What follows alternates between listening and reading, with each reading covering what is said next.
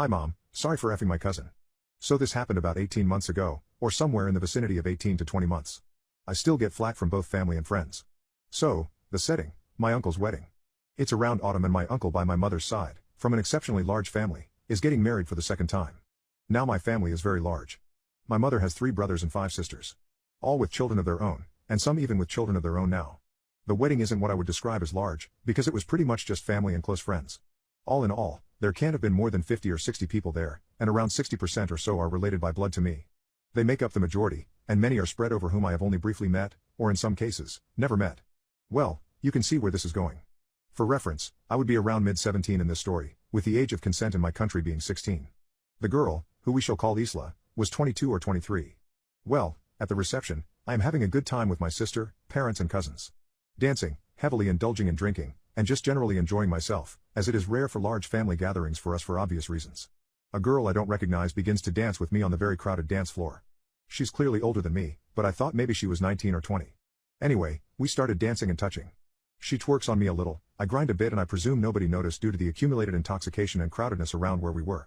Well, one thing leads to another, we start kissing and she asks me if I want to go upstairs, which I correctly take to mean her room in the hotel.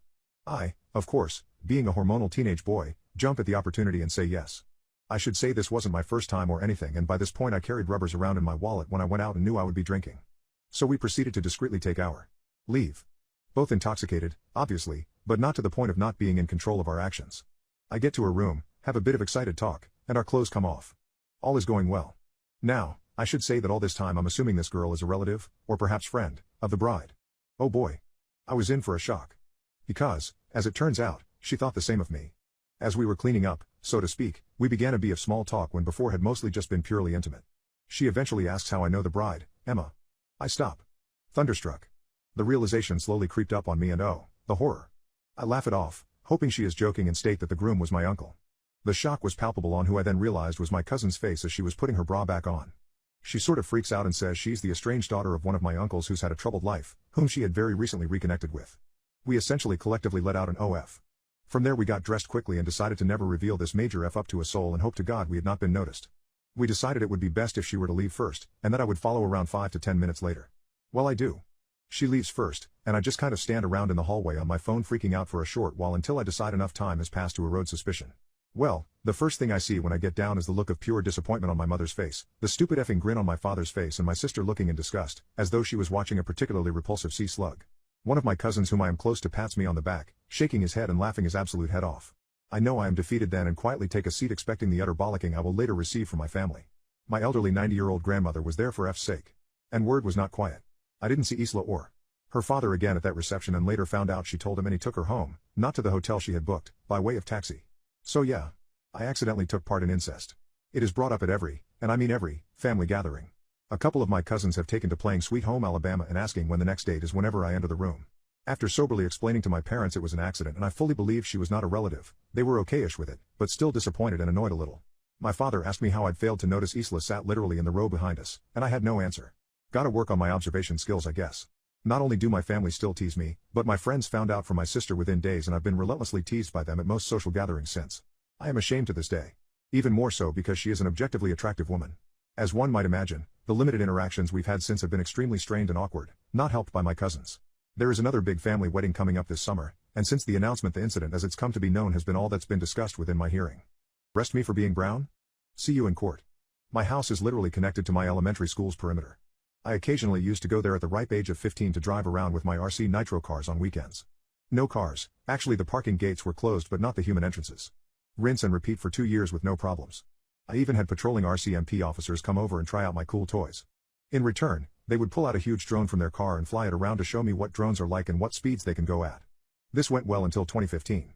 It was 2016, and June comes and I am still doing that stuff while suddenly I hear police sirens. Out comes a cop, who gives me a huge lecture about how I'm on federal property and I need to immediately get off because I do not have permission to be there. This hotshot acted like I was stealing poop or something. He even looked through my bag without permission and found a pack of dangerous liquid packs which turned out to be rubbing alcohol for my hands. Anyways, he issues me a $187 ticket for unlawfully operating my remote-controlled vehicles. I was thinking, F this. I'll fight it in court. I did my research and the ticket he gave me was actually for people who rip around in their oil-powered RC planes in private spaces without permission. This was obviously some bullshit. I even got the recording of his car dealing with me. A few months later, I went to court to contest it. The a-hole cop is there, and he tells me before I go to the court that he can make my fine half if I plead guilty. I say no, and I am pretty sure he said effing beach under his breath. We go inside the courtroom, and the a-hole is all loud and proud when giving his statement. He straight up lies, saying I was being belligerent and I almost ran away in fear. Well, cameras don't lie, a-hole. When it was my turn to give my statement, I played back his cruiser dash cam, which clearly showed him being a dick, pointing his hands away as if he's going to fight a 17-year-old.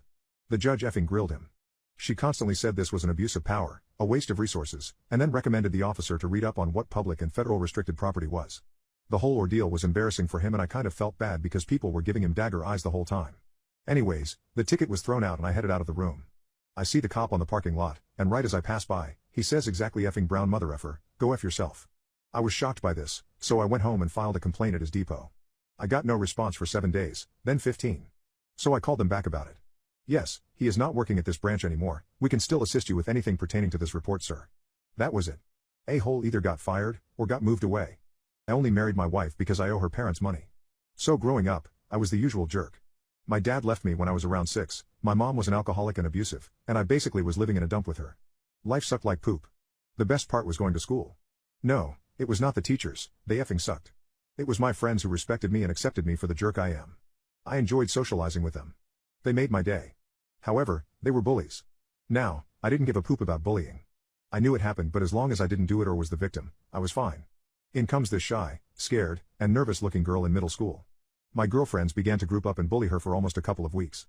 I didn't care, I wasn't going to take part or be the victim. I just wanted to finish school at the time. The bullying continued for the girl. She would cry, hide, and try to stay away from school as long as she could. When my friends locked her into a locker once, I stopped them. I guess she used that opportunity to get to know me.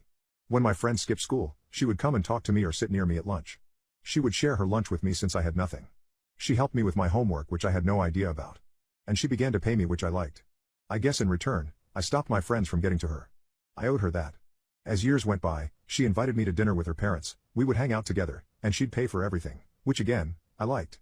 I liked her, but she loved me, if you know what that feels like. As time continued to go by, I got my driver's license at 17. The problem was that a car would cost a lot of money, and insurance for a young person like myself was a lot. So I asked her parents for the money, saying I will pay them back. I knew they would say no. They should have said no. Everything would be so different if they did. But they said yes, and bought me my very own car. After that moment, I realized that I had to take care of their daughter, at least until I paid them back. I would drive her anywhere, everywhere, we became closer and closer. She was so happy with me and always has a smile on her face when she sees me. It was her that kissed me first, it was her that brought me to her church, it was her that proposed to me, and it was both of us that got married to each other and gave each other our virginity. We've been married for 10 years tomorrow. I still owe her parents for the car and owe my wife all the cash she gave me. I like her, but she loves me so much. I've never cheated on her or ever thought about it. Our lives are perfect, but I wish I could let her know that I don't love her the way she loves me. To conclude, I work a minimum wage job and my wife is a teacher. We don't have kids. She loves me so much, but if I could take it all back, I would.